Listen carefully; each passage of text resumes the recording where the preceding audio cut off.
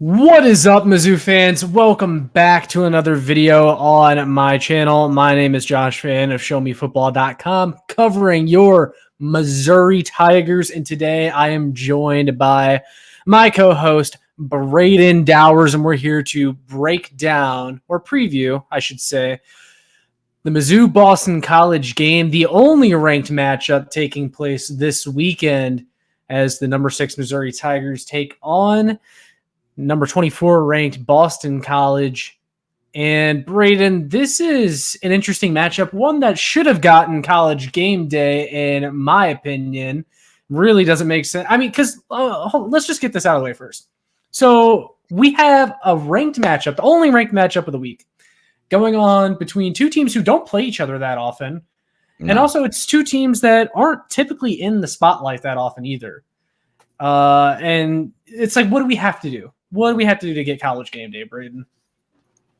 I think if Oklahoma's chugging along at a good pace later in the year and they're in a position to maybe make the playoffs, then maybe we can get game day for that. And that's assuming that Mizzou's in a really good spot as well. I don't know what it's going to take to get game day back in front of the columns, but this week felt like a really good week for them to do so. South Carolina and LSU doesn't really make too much sense. Like, sure, South Carolina beat the shit out of Kentucky. That was very unexpected. But at the same time, it's like Kentucky just looked really bad, and there was a lot less of South Carolina looking fantastic because Kentucky's quarterback and their run game, I mean, it just went nowhere, and they tried the same stuff over and over again, and it was so easy for South Carolina to stop. And LSU, Brock Vandegrift is terrible, and like I'll stand by like that being almost nearly the sole reason why Kentucky lost so badly. Because I actually saw a tweet like a few minutes before we started recording, and Brock Vandegrift was the second worst quarterback in terms of accuracy so far this season. And I think, and I could have read it wrong, or I could be remembering it wrong, but I think the one quarterback worse than him was actually Jackson Arnold. That's funny. But no, like that South Carolina Kentucky game was painful to watch. Not a good football game whatsoever. And then you have LSU, who allowed 21 points to Nicholls State and lost to USC. So you have a 1-1 LSU team versus a 2-0 South Carolina team that barely squeaked by Old Dominion, who lost to East Carolina and former Mizzou quarterback Jake Garcia last week. So you have a team that almost lost to a bad Old Dominion team and a team that lost to USC and allowed 21 points to an FCS school at home because Blake Baker's not a good defensive coordinator, apparently. And you're going to game day for that over Boston College, who just beat FSU. And while I think FSU is just completely dog shit this year, and it's really funny, you have Thomas Castellanos, who is a very exciting quarterback to watch. They have a good run game. Bill O'Brien is a good football coach. I think that people have forgotten that point, is that Bill O'Brien is a good football coach. People don't remember that Bill O'Brien got a 9-7 Houston Texans team led by Brian Hoyer to the playoffs. Sure, they got bounced by the Chiefs 30-0, but he still won 9 games at quarterback with Brian Hoyer at quarterback. That's crazy. Like, I think Bill O'Brien, he gets unfairly viewed because his biggest downfall was he was also allowed to be the general manager. Yeah, that's the only reason why I think that he's not still in Houston, is because he got to be the GM as well, and he had control over that roster, which didn't work well. Like, giving him that many responsibilities was never a good idea. So seeing him being the head coach at Boston College now, being in a lot smaller of a position than being the Alabama offensive coordinator or the New England Patriots offensive coordinator again, like he was last year, and having that kind of smaller role at a smaller school where there's a lot less pressure and he can just focus on coaching football and not all these massive spotlights. And he's putting himself in the spotlight because Boston College has played so well through the first 2 weeks, they absolutely destroyed Duquesne last week. And then obviously that FSU game where they just dominated.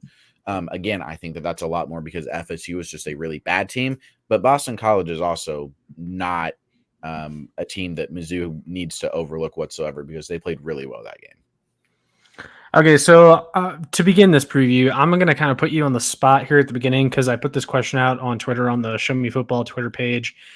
And I asked, are you guys nervous about this game, Mizzou fans? Why or why not? So I'll just ask the same question to you, Brayden. Are you nervous about this game at all? I'm nervous to an extent. I think that Boston College is battle tested already. Like they've gone into a top 10 team preseason ranked, but like they still went into FSU. That's not an easy place to play. It's not easy to play in Tallahassee, even if FSU is bad. It's not easy to play under the lights in Tallahassee. So for them to go in there and just dominate, that's impressive. They're a battle-tested team already, whereas Mizzou has only played an FCS school in Buffalo.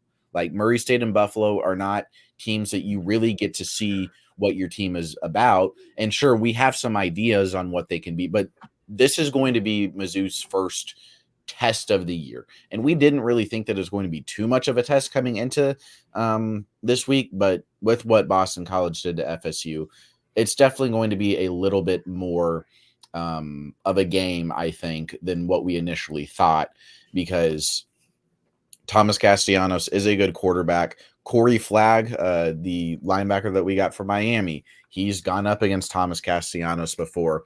And we have another former ACC player, and they were talking about just how good of a quarterback he is. In like, we cannot overlook Boston College whatsoever. And I know that Drink is remembering that 2021 game where we lost in overtime to them. That's one game that I'll never forget, and just how painful it was to lose that, because that was definitely a low point for Drink and his Mizzou tenure.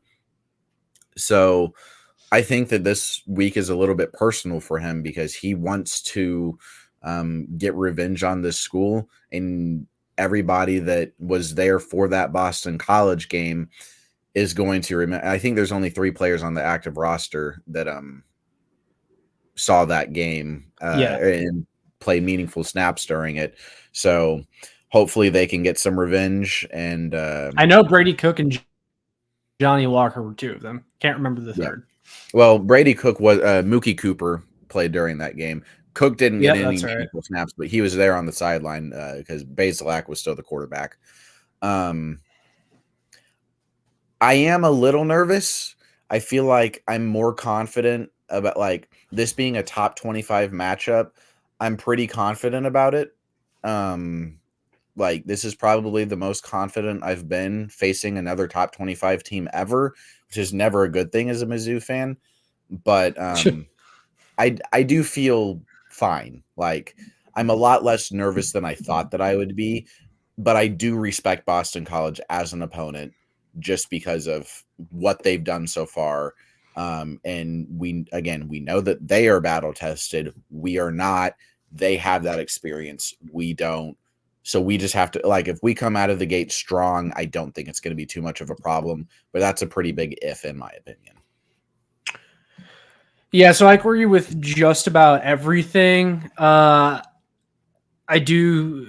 I mean, okay, so you have to be at least a little bit nervous just because it is college football, and like you can lose this game. Okay, like I was a little bit nervous for Buffalo because of how all the other top 25 teams had looked against FBS schools that day.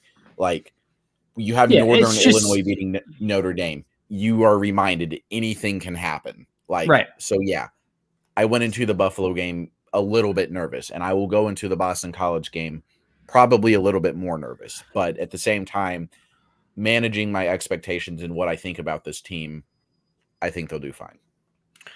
Yeah, so I agree, and I think this team though is very much prepared for this game because, as you mentioned, Drinkwitz, he talked about, went on the record how this was like the most embarrassing loss of his young coaching career, and he'll never forget that. And I will also say that that game was a direct result of Barry Odom leaving the talent cupboard completely bare. That's my opinion. But the roster has been heavily turned over since that game by Drinkwitz, and that's why you have a top 6 team heading into this game.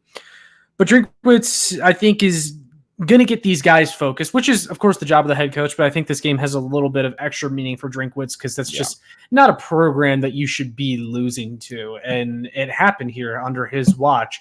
And that's just something that is going to motivate a coach. And I think that's important because a lot of these guys, as you already mentioned, were not here for that first game a couple years ago. So it's up to Drink to let them know how important this game is for him and for the program. Just kind of getting revenge in this one. Going into week 3 this year, and I've said this, even after the first 2 games, even though it's like a slow start on offense, we still have been fairly efficient. We just haven't been really getting the explosive plays. We've been running the ball super well. And the offense is still way ahead of where it was this time last year. And I said it at the beginning of the season.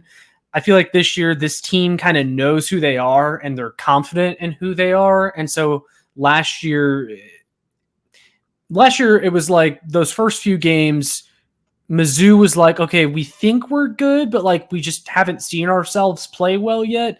And then, of course, there was the K-State game, right? And the K-State game really gave them the confidence going forward for the rest of the season. But I think Mizzou already has confidence. So they have that kind of hurdle, that mental hurdle out of the way. This game reminds me a lot of Memphis last year. Memphis ended up being a really, really solid team that I think they finished 9-3 last year, if I remember correctly. Mm-hmm. And they had 2. Like they're one of the best group of 5 schools. And of course they weren't ranked at the time, but they could have very well been ranked going into that matchup, knowing what we know now. And so I view this game in a similar light. It's still a game Mizzou should win. Could Boston College make it interesting at some points if Mizzou is caught looking ahead? Sure. But I still think this is a game that Mizzou should win by multiple scores. The line is at 16.5. I kind of see Mizzou winning by like 14 points. Yeah. I don't think that we cover that big of a line against this Boston College team, but like just get in, get out, get a win. Like that's all that I'm really asking. Just like Memphis last year. Like Memphis was good enough to give us a little bit of a run there. But ultimately, you never thought we were going to lose the game or anything like that. Yeah. Like the momentum of that Memphis game, even though there were times in the third quarter we were only up by 3, or I think we might have even been tied in the third quarter at one point. But like I was never worried about that game just because you could tell by the momentum of the Tigers team, like they'll get into the swing of things, they'll figure it out. And they eventually did, and they ended up winning. I think it was 34-24 or whatever they did. And I expect a pretty similar result today where Mizzou will be in a little bit of a dogfight in the third quarter, and they'll probably pull out ahead. And we'll get that confidence that you mentioned from that K-State game that propelled us into the majority of last season. I think that this game is just going, like, as long as we win it, and if we can win it big, it's going to be a reassurance like, hey, this is still the Tigers. This is still the same team. We're still here for 2024, and we're going to be making a legitimate push for the playoffs. And I think that that's really going to be the case if we just come out of the gate strong and we just dominate them. Yeah, and also another thing with that Memphis game is we were also very high coming off the K-State win, and there was a chance for a letdown game immediately after. You don't really have that situation this time because we just haven't really played anyone yet.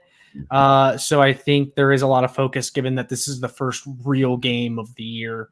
And I think the team is going to be up for it. And also, it's going to be a true home game. Like last year, that game was in the Dome against Memphis. And I like the Dome, and I hope they continue to play games there in the future. I want to see the Dome come back to life. But it was kind of quiet in the Dome for that game. And it's just not the same as Faurot Field. St. Louis fans aren't loud. They're very fair weather, Yeah. and I'm just St. Louis fans. I'm sure some of them in the comments will get mad, but that's just my opinion. So Boston College. Obviously, their ranking is heavily because of the win over Florida State. Yeah. I agree with you that Florida State is just a rather unimpressive team. I think DJU is a very underwhelming quarterback, and I think a lot of people overrated him, and the accuracy was a major issue with him. Boston College also got absolutely bullied up front. Or I'm sorry, Florida State got absolutely bullied up front by Boston College in that game. And that is something I am a tad bit worried about just because of the sheer size that Boston College has on their offensive line going up against our D line. I'm still confident in our guys, but every player on that Boston College offensive line is over 300 pounds. Like, they have a very big, strong offensive line. They can run the football. Castellanos is a running quarterback. But I think if you look at the second level of our defense and those linebackers, this matchup still favors us because I think you're probably going to have a spy on Castellanos, and we have the personnel to do that, whether it's Khalil Jacobs, whether it's Corey Flagg. And that's not mentioning any of the other depth pieces. I think those guys are going to be on their absolute A game. And as long as Mizzou is able to take the runaway from Boston College, there's not too much else they can do on offense. In fact, I think Castellanos, he's hardly had any pass attempts through the first two games. Like, it's mostly been Boston College running the football. He was 9 for 10. Okay, in the game against Duquesne. I think he only played the first half because he was 9 for 10 for like 270 yards with 4 touchdowns. Yes, and then against Florida State, he was 10 of 16. So, like, they haven't even thrown the ball that much. They clearly are a team that likes to run. They want to run. And if I trust our run defense. I do too. Our linebacking core and our defensive line, I think that they can go up against just about anybody. Even if Boston College's offensive line is as good as it was advertised against Florida State. And our one question that we still kind of have about this defense is, will the secondary still look as good as you play against better quarterbacks? Because there's been a few times in the first two games where receivers were able to get open and the quarterback just couldn't hit them. Mm-hmm. But that's not really BC's strength. And if you can get BC to throw the football, I think you'll still be fine. I mean, it's not like their receivers are anything to write home about. Castellanos, obviously a good, talented quarterback, but this team is centered around running the ball. And if you can take that away, you have to feel really good. And if you can get up on them early, like, I think that's another key to this game is starting fast on offense. And one thing that I kind of noticed watching back on the Buffalo game is we actually mentioned that in our post game too. Like, they only ran like the same 3 plays every single time. Yeah. It's like very short passing concepts, very basic passing concepts. They ran the ball, a lot of basic outside zone. I do think they held the playbook back a little bit in those first 2 games. You're going to see that really open up. And the thing that I was going to say, what I noted watching Dak on that Buffalo game, was we hardly ran any play action. And if we run more play action against Boston College, I think that our receivers are going to get loose against their secondary. And then it's just up to Brady to be accurate on those deep balls. And I do think those will come. He's not going to hit every single one. There will probably be a couple Brady throws where it's like, oh, come on, man. Like, you need to hit that. But I think you'll see him settle in a little bit. We're going to run a lot more play action in this game. The receivers are going to get open downfield. And also, someone that is returning for this game that I did not expect is the tight end, Brett Norfleet, and that's going to be a huge boost that you haven't really had through the first game and a half. I mean, he only caught 1 ball in that Murray State game, and he went down hard on that shoulder. I remember seeing it live, and I'm like, ooh, that looked bad. And then he obviously went out and went over into the tent and missed the Buffalo game. I like having him back. It's good that Tyler Stevens is not going to get that much playing time. And somebody that I wanted to mention that we didn't talk about in the Buffalo recap because we didn't have too much time, but Jordan Harris, was the third string tight end, and he got a lot of playing time in that Buffalo game. And I don't think he had any catches, He had but one catch that I do remember. okay. He's a They big were man. lining him up out wide. He is massive. Jordan Yes. Harris is insanely huge, and they were using him out wide at wide receiver for a lot of snaps against Buffalo, and it was really interesting. I kept my eye on him a lot of the time because it was just such a mismatch to see him up against those corners. He almost kind of reminds me of Darnell Washington from Georgia a A couple years little ago. bit. Like, he is a very and he's only a sophomore. So, once Tyler Well, Stevens okay, here's the other thing. The coaching staff is very high on him. He only started playing football his senior year in high school. yeah, like, And dude is a monster of a human being, there's so much and the fact that potential. we're confident using him out wide, like, he was all the way to the sideline on one play, and I remember pointing him out to my dad, and I'm like, what is he doing out there? But I'm interested to see if we use him in this game or really at any point in the season for the future, because I think we can get pretty creative with him if we're that confident to put him out there. Yeah, he's kind of like having an extra lineman, but he's athletic enough to run routes and catch the ball. Coaching staff is very excited about him. He played quite a bit last year as a freshman, and we stole him from the state of Arkansas. I want to say Haha. I think he's from Pine Bluff, Arkansas. I might have to double check that, but yeah, I noticed him too. Like I didn't realize just how big he was until I Mhm. also saw him line up out wide, and he's going to be a guy that I think progressively gets better throughout the season. And you'll kind of see Tyler Stevens start to fade. I mean, he's still going to be in there for those blocking snaps where he's helping in the run game or whatever, because he does provide some value in that. But too many times still, even through these first two games, Tyler Stevens is getting targeted in the pass game. And it's like, if we continue to do that, we deserve to get grilled when something bad happens. Yeah. I mean, So there's almost no reason in playing Tyler Stevens outside of every now and again whenever we go to two tight end formations and need somebody else to block, because I trust Norfleet to do just about anything. I'm extremely excited for him, and I'm glad that he's back. I think that he'll probably have a few catches in this Boston College game. And if he's the only guy on our team that's really dealing with any sort of injury right now, we're in a pretty good spot through the first 2 weeks. I mean, that's where you want to be, to not have any of your starters really banged up that much outside of Darius Smith, obviously, who tore his ACL.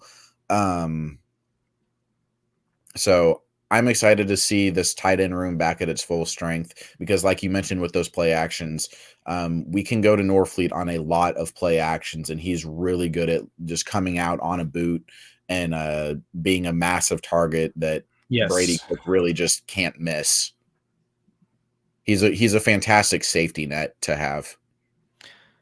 Yeah, and you look, even Bill O'Brien talked about the Mizzou receivers and how he thinks at least 4 or 5 of them Mm-hmm. are going to the NFL. He acknowledges the amount of talent we have in this wide receiver room, and it's just going to be hard to cover everybody. And I think that's the most lopsided matchup in this game, obviously, because BC, you can get open against their secondary, and that was something that I've noticed a lot of people, a lot of Mizzou fans also pointing about that Florida State game. Was Florida State had receivers open, DJU just Yeah, couldn't hit them because he was like yeah, 21 of he was very 42 or inaccurate. something like that. Like, he was terrible. Yeah.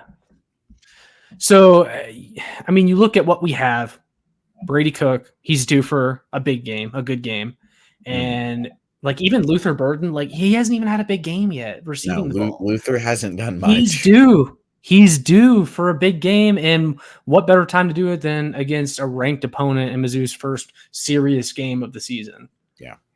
At a very weird kickoff time of 11:45 as well. That's Which I'm glad, because I am working 12-hour shifts this week and I actually have to work on Saturday, but I don't have to work till 6. So, oh my God, I am so thankful that it's an early game. yeah. Get it out of the way. But Yeah, no, it's gonna be a really fun, interesting matchup. I think I do respect BC. I think I have a lot of respect for Bill O'Brien as a coach, and I think they're a fundamentally sound team. But this is just one of those games where you're gonna see the gap in athleticism and talent is going to show itself. And Mizzou is a team on a mission this year. And it's kind of funny because we were once Boston College a few years ago going up against, Georgia looking for a chance to upset them. Yeah. And we couldn't quite make it happen because in the end, Georgia was Georgia and they had the talent and you knew it was going to come through in the end. And that's just kind of how I see this one playing out. Yeah. Boston College, they have the ability to give us a run for their money or run for our money because, like we said, they beat FSU going into Tallahassee and winning that game that's no easy feat, and winning it 28-13, and basically dominating them the entire game through the trenches. You have two running backs that Trayshawn Ward and Kai Robichaud, who averaged 4.5 and 6.4 yards per carry in that game. And then you have Thomas Castellanos, who's a massive threat on the ground as well. He went 14 for 73 with a touchdown that game. They have a bunch of guys that they can sub in and sub out at running back. They like to throw a lot of screens. And it's up to the Mizzou linebackers. I think that's the key point of this game is how well do the linebackers tackle, how well do the linebackers sniff out screens, and overall, like we mentioned, how Castellanos hasn't really hit any of those deep shots against Florida State and Duquesne. FCS school doesn't mean too much. So it's really, can we stop him in that intermediate passing game when they do have to throw? And a lot of that is going to come down to Chuck Hicks, Tristan Newson, Corey Flagg, and Khalil Jacobs. Like that's what this game comes down to, I think, is that group of linebackers. And I trust them because, like we were talking about, I don't know if there's a more deep, better linebacker room in the country than those four guys, based off of what we've seen so far and what we saw from Hicks and Newsom at the end of last year. Yes, and I just look at this defense and the amount of explosive plays that they've limited. I mean, it's just they've been elite at stopping the big play. And if we're going to compare this to the Memphis game from last year against Memphis, there were too many explosive plays allowed in that game from our defense, and we were terrible on third down. And that's kind of what gave Memphis a little bit of hope throughout that game. If you let BC run for 160, 170 yards on you in this game and they get a bunch of big runs, you're going to give them hope. You can't give them hope. But I'm a lot more confident in this defense doing that than I was in last year's defense doing it against Memphis, because of what we've seen through the first two games. We have a good defensive coordinator now. Well, and then it's like, okay, the defensive line, they've been beyond what my expectations were for them to start the year. Chris McClellan, he's been everything and more. He's been an absolute mauler. He's been beating his blocks seemingly every other play. Marquise Gracial, I think, has flashed a lot. You have Zion Young, who's been very solid, Johnny Walker, and I think those guys are going to hold it down. And then you just look at the linebackers, and they've been awesome so far. I mean, how could you not trust them? And Corey Batoon and his defensive philosophy of just letting your guys drop back, limiting the explosive plays, trying to create more turnovers instead of taking all these risks by Florida or Boston College is not the team that I would try to blitz a ton against. And I don't think you need to. I just think if you just keep doing what you've been doing for the past couple of games, I think you'll be fine. Yeah. No, and I thought about this with the Memphis game because you mentioned it again. Blake Watson, one of the best running backs in the country last year. In that game, we limited him to 18 carries for 47 yards, 2.6 yards per carry. I just looked that up. But we were able to stop him, and we forced them to pass the ball. And it forced their quarterback to throw. I think it was we got Chris Abrams-Drain had the interception. Then I think there was one more in that Memphis game. But we forced their quarterback to throw the ball. If we can force Castellanos to throw the ball and limit Trayshawn Ward and Robichaud in the run game and we can force them to try and air it deep against us, we should be fine. Like, sure, there might be a few explosive plays and it'll be annoying, but if we force Castellanos to throw 40 times in this game, I think that we win, because Yeah. I think that our defense, our secondary, our linebacking core, what we've done just running base cover 2, cover 3, match quarters, like what we've been able to do running all of that, and we've held Murray State to not even getting any plays over the 50, and Buffalo only had like 5 or 6 plays over the 50-yard line against us.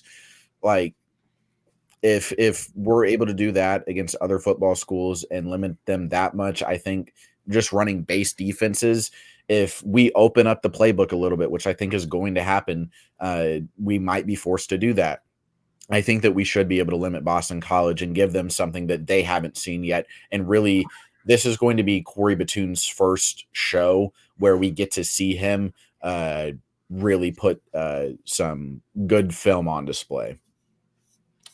Well, I think I heard you mention opening up the playbook in this game at the end there, and I also think you just kind of have to, because you don't want to go 3 weeks into the year and not be using yes. plays that you're going to be wanting to use an SEC play. Well, it's just you have to get a rhythm. You have to connect on some of these big plays. Like I talked about that one underthrow to Marquise Johnson last week, and how it was a pass interference, and it's like, I wonder if Brady intentionally underthrew that or if it was just truthfully underthrown, because if it was purposefully underthrown, I get it, because you're trying to draw PI and it's a relatively easy play to run. But for the sake of getting a rhythm going with the deep passing game, I hope that wasn't the case. Yeah. And you don't want to be going into A&M not having the full playbook. Well, even Vandy, like I think Vandy is respectable this year, and it's going to be another game kind of similar to this Boston College game where you're going to have to break some stuff out, because it's not a walk in the park. Yeah.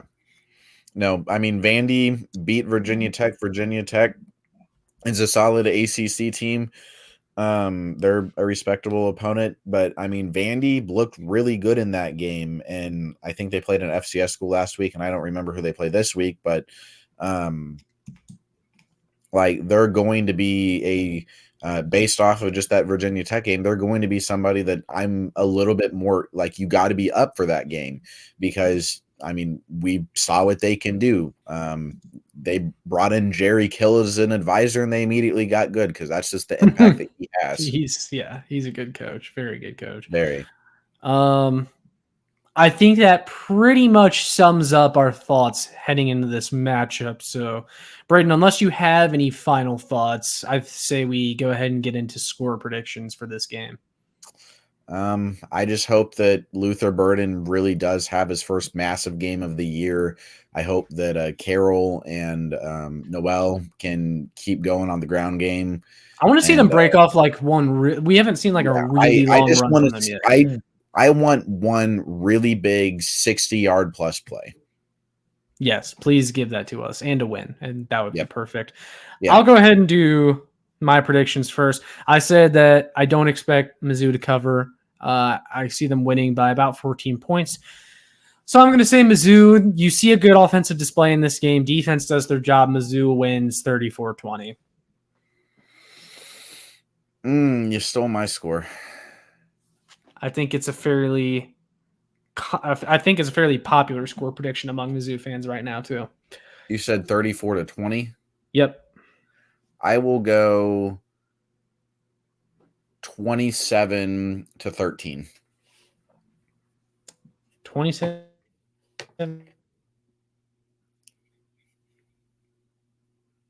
You there? 13. Muted or cut out? No, your audio just completely stopped. Well, you can hear me now, though, right? Yeah, now I can. You might want to redo that. Okay. That's okay. I'll just cut it out. I'll start from after your prediction. Okay, so before we sign off, Brayden, I kind of want to quiz you here. So There are two teams at the top of longest active winning streaks in college football right now. Do you know who those two teams are? Is it Army and Mizzou? Mizzou is one of them. The other one plays tonight. I'll give you that hint. Would it be K-State? No, it's actually No. it's Arizona. It's Arizona. Okay, that makes sense. So by the end of the night, potentially, Brayden, Mizzou could be the longest active winning streak in all of college football. Isn't that kind of insane to think about? That would be really weird. I know that Army's up there because they've won like 7 straight or something crazy like that after their really bad start last year. That's why I said them. I knew Arizona was up there as well, but yeah, I mean, I think that K-State has a pretty good shot to beat them tonight. It's in Manhattan, terrible town by the way, and Avery Johnson is terrible, but I think that they. I was going to say, if they ask him to throw, I think I'm going to take Arizona. I mean, Kansas State's -7, but I expect them to win that game just because it's in Manhattan and Arizona really hasn't been world beaters. I mean, their sure defense is terrible. Yeah, they allowed like almost four. I think it was 31 points in the first half to New Mexico. I was watching that game. I'm like, ugh. Like, sure, McMillan is like on the same caliber as Luther and has had those big games already. But it was against New Mexico, and he had to play almost the entire game, which is not an issue that Luther Burden had. They needed every bit of that 300-yard game from him. Yeah, like if they didn't get that 300-yard game, they're in danger of losing to New Mexico, who lost to Montana State. And Montana State's a good FCS school, but they were in danger of losing to Montana, or they lost to Montana State, and then they almost went to Arizona and gave them a run for their money in that first 3.5 quarters. Yeah, Arizona's defense is rough. Oh, also, one more thing I should ask you about before we go. There's major news, Brayden, in college football. The Pac-12 is back. The Pac is back. Yes. The Pac-12 is saved as they're adding 4 teams from the Mountain West that we know of for sure. Maybe a couple more sneak in later on, but we won't spend too long on it. But I mean, what are your thoughts on the new Pac-12? I love conference realignment, so I'm excited for the Pac to be back. We get some more Pac-12 after dark with Boise State, Fresno State, Colorado State, and San Diego State. The Pac is now the state conference, as all 6 schools are state colleges. I think that we could see the Pac possibly add UTEP and New Mexico or New Mexico State possibly. But I think that the Mountain West, like there's going to be a lot of dominoes to fall. I'm excited to see what the Mountain West does. I think that they get UTEP and possibly New Mexico State to join, along with Idaho back in the FBS. Getting the Kibbe Dome back at the FBS level would be so cool. I think that Sacramento State's another possibility to join the Mountain West. And then for the rest of the Pac, I mean, Memphis might finally get that Power 5. I say that with air quotes. They might finally get that Power 5 invite. Tulane. The Pac-12 could become a really fun conference, and I'm excited to see what it does to the college football landscape. Yeah, Connor and I were talking about it briefly last night, and it's kind of funny because the little brother school in the state, Missouri State, obviously they were set to move to Conference USA here pretty soon, and that conference may fall apart before they even get there.